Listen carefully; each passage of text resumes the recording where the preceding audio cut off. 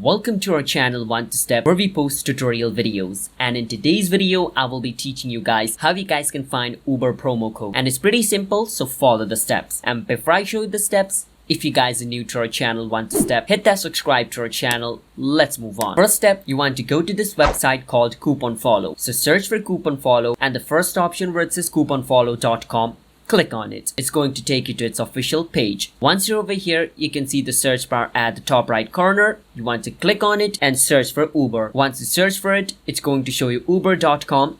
Click on it. Then it's going to show you all the promo codes available for Uber. So choose the one which you like. Let's say I like this one where I can save $5 on my first 2 rides.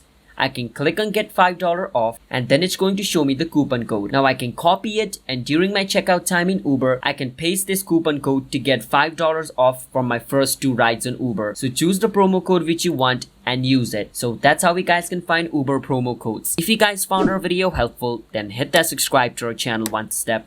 I'll see you guys next time.